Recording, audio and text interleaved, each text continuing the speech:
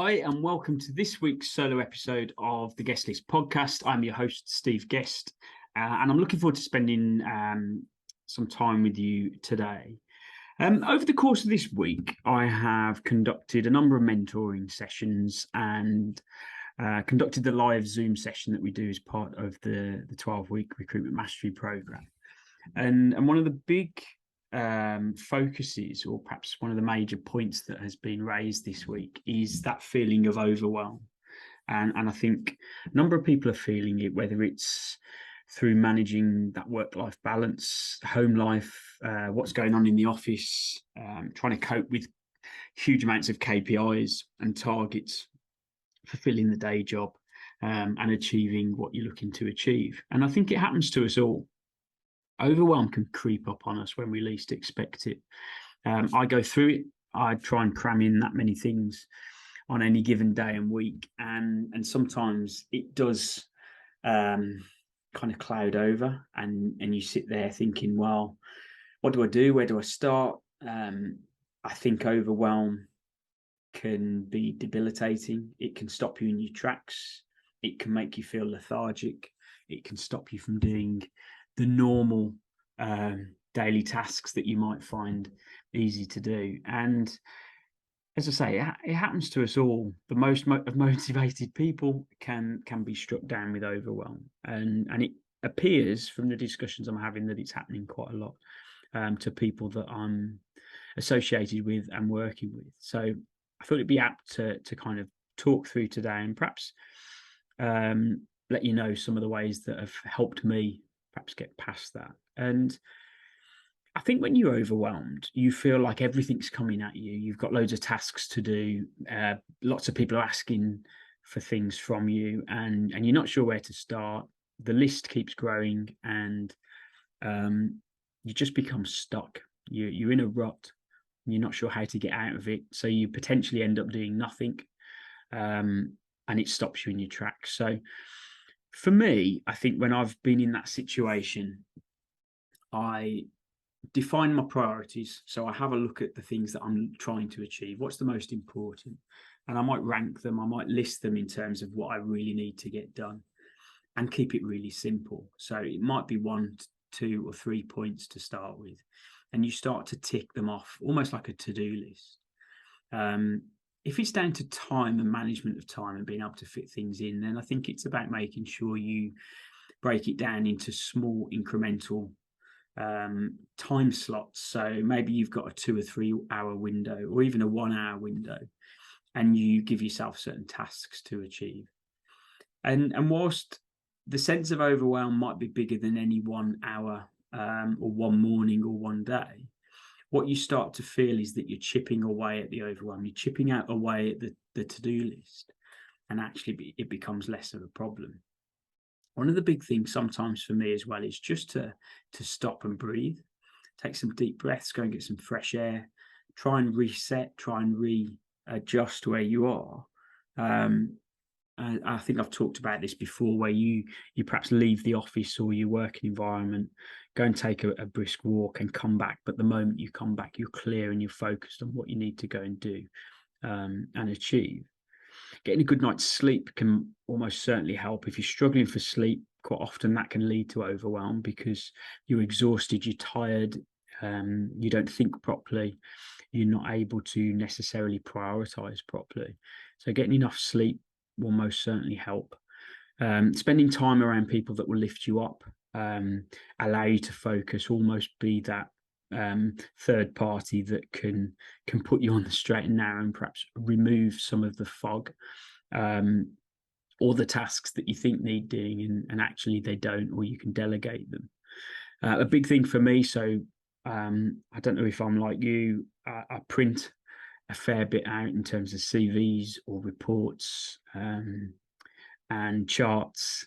I like to have data in front of me. I like old school traditional pen and paper, and quite often then piles can build up on a desk.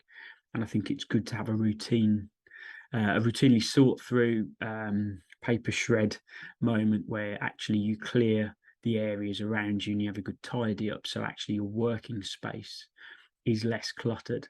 and less overwhelmed. And having a nice, clean, tidy desk space can quite often give you a bit more clarity in thought. We've mentioned a to-do list, a priority to-do list, and maybe section them off so you've got certain things to do on any given day. Are there tasks that you're worrying about doing or you know you need to do that you can delegate to someone else? And it removes your accountability to get that task done. Big thing as well, learn to say no. There's a lot of polite, willing people that I've worked with, I know, that will continue to take on tasks because they're too polite to say no. But at the back of their head, they're thinking, there's no way I can get all of this done. Actually, it makes sense to say no. It makes sense to say I don't have enough time, or I can't fit that in. I've got enough tasks on my to-do list to do without adding any more. Another option is to stop multitasking. I'm pretty rubbish at multitasking anyway, and I have to allocate certain tasks, certainly big tasks, with an entry into my Outlook diary. Keeps me organized, keeps me focused, gives me an allotted time to complete the tasks. And it gives clarity of process again, something by which I'm sure now all of you listeners will know that's the way my brain functions, that's the way I am. Being mindful of how you feel and what's happening. Sometimes it's just you need a break. Sometimes you perhaps need to go and swing a golf club, go and do 9 holes, 18 holes, go for a swim, go to the gym, go for a run, whatever it might be, just to clear that or break that thought process to bring you back on a level where you can carry on and, as we say, remove that overwhelm. Ask the question, is it necessary? Is the task necessary? Are you creating tasks for the sake of creating tasks? Take a bit of space, take a bit of time. Quite often I come into the office half an hour to an hour early than anybody else. And that's not because I can ring the bell of the 5 a.m. club or look at me, look how good I am, I always get in the office first. It's not about that. It's the fact that I know when I wake up, it probably takes me 20, 30 minutes to get on a level. And then I like to have 15, 20 minutes with a coffee, sort my head out, sort my tasks out for the day, make sure I've got a plan, make sure I'm ready. I'm ahead of the competition still in terms of the time I've arrived, so the potential to get started quicker and get tasks done quicker is definitely up there in terms of being competitive and having that personal edge. And look, I mean, ultimately, overwhelm. If you're feeling like that, then I would reach out to someone as well and just have a chat with them.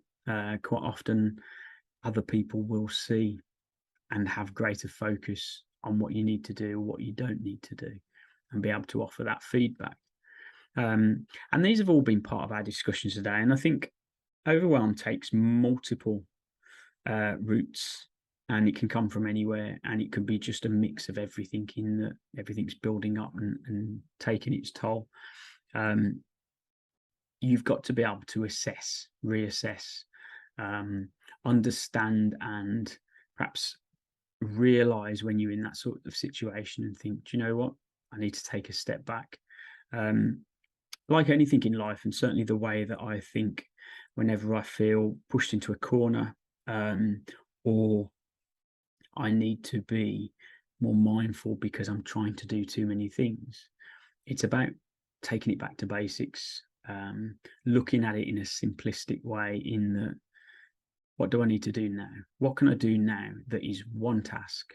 There's a book, Eat That Frog, do your biggest task first. Maybe start with that thought of process. And ultimately, overwhelm, because it can paralyze you in your kind of path.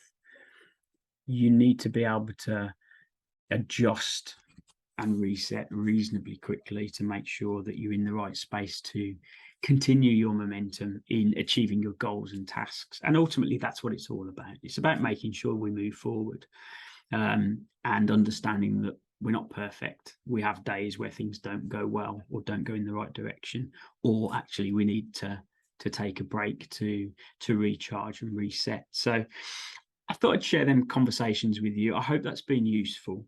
if you are feeling overwhelmed at the moment, just stop and have a think, take some time, write down some tasks, make it simple, make it attainable, and start off small. Small incremental steps will get you back on the road to success. So enjoy the rest of your day, and I look forward to catching up with you next week.